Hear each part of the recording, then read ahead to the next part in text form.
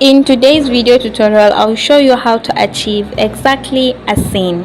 Hello and assalamu alaikum everyone. Welcome to my channel. On this channel, I show videos on how to make beautiful gowns for your kids. So let's keep going. Let us draft on a piece of paper so that you'll be able to see what I'm doing instead of me to cut directly on the fabric. So I normally go ahead and put down the zip. So this pattern is going to serve as the front and also the back. So this side that I just left is just a random size, and then the size measurement for the kids that we are going to work with is 23 and also 23. The chest is 23 and the waist is also 23. So the neckline I put down 2 inches because we are going to have collar for that. The neck doesn't have to be that deep. So for the back neckline, I went ahead and marked out 1 inches. Like I told you, this is 2-in-1 block. And for the shoulder, I put down 2.5 inches and I went down by half an inch as my shoulder slope. So for the arm side, or let's say the armhole area, I'm going to make use of 5 inches because we are going to attach sleeve to that. So that is going to mark as our chest line. And this armhole I normally divide it by 2 and I'll go in by 1/4 of an inch. This will create a little bit of an illusion, like the front is going to curve in, it's going to enter a little bit. So with that, the chest I'm going to put down the 23 inches. So we are going to divide 23 inches by 4. That is what I'm using, but I went ahead and make use of 24 inches instead of 23. Going back, I'm making use of my French curve. I'm going to connect and stop where I demarcated my 6 inches. Yes, that is the point. So after doing that, now we are going to mark out the half cut, that is the shoulder to the belly button of the child. So mine is 8 inches, but I'm going to add half an inch, so it's going to be 8.5 inches.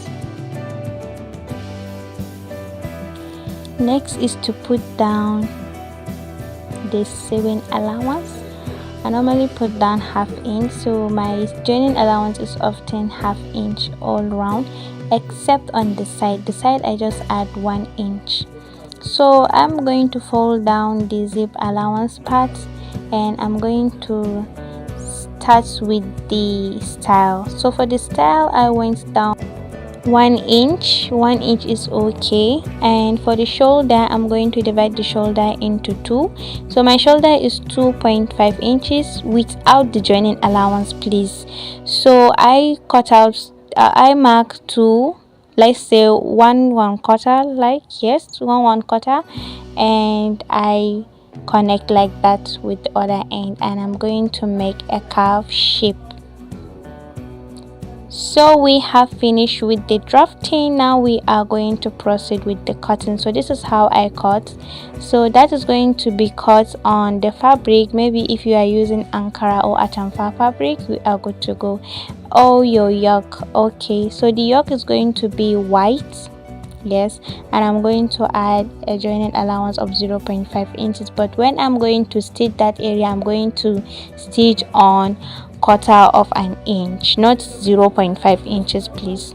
So I just place my pattern and I cut across like that. So moving on to the sleeve length, I'm going to make use of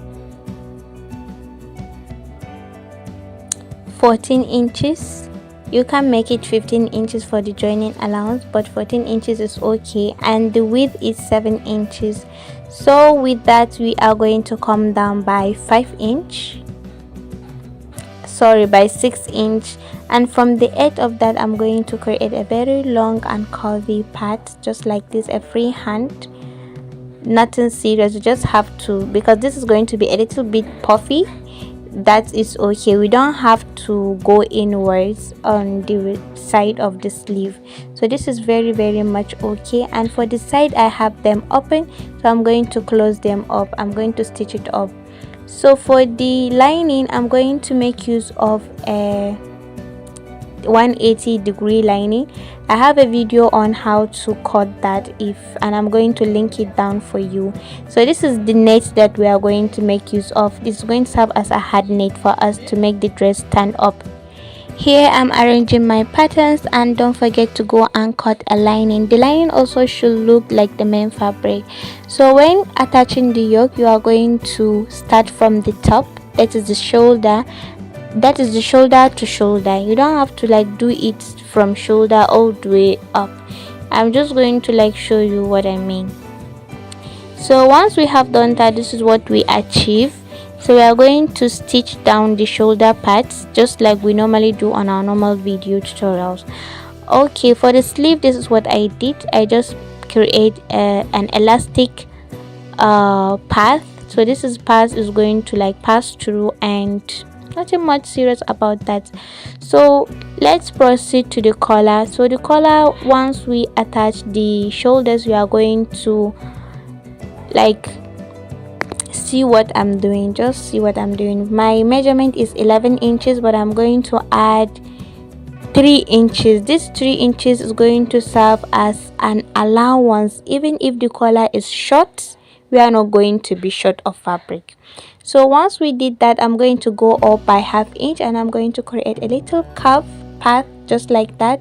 And also for the center part, I'm going to like measure and see what I have. So I mark the remaining ones, that is 1.5 inches. That is what I have as the width of my collar, 1.5 inches.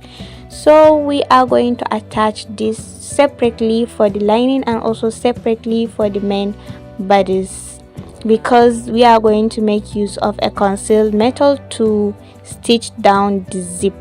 So once we have achieved them separately, we are going to now join the top of the collars together, that is the main fabric and the collar fabric. And don't forget to leave a gap of 0.5 inches, which is going to serve as our zip allowance path. Okay, so once we have achieved that, this is what we got. And don't forget to make this belt, as belt for princess gown is very essential. It adds like beauty to the dress. So taking the two parts, and I'm going to stitch on 1 inch as we normally add on our allowance block, and I'm also going to do that. Okay, for the sleeve, here we have the armholes open. So we are just going to take the sleeve and attach normally. Wherever we have excess fabric, we are going to make a lot of ruffles, as much as we can. The fuller your fabric, the more ruffles we are going to make. So get that correctly. I'm going to start from the joining path like this, and I'm go around joining part, and I'll go around.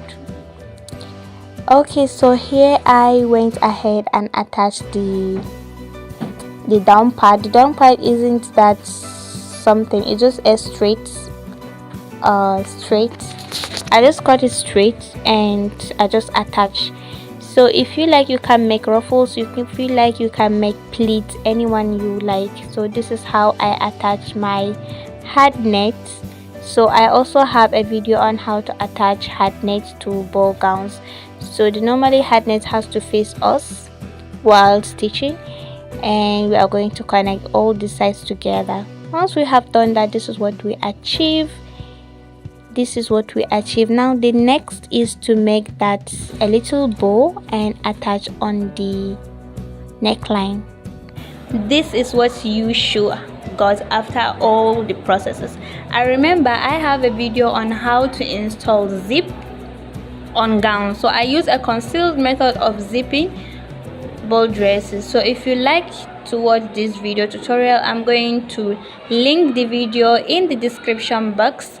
Don't forget to check it out. So we have stopped using that method, like the olden method whereby you'll be seeing some dirts, like the you know what I mean. So this is the new and trending way of installing zips. If you like this video tutorial, give me a thumbs up and don't forget to subscribe.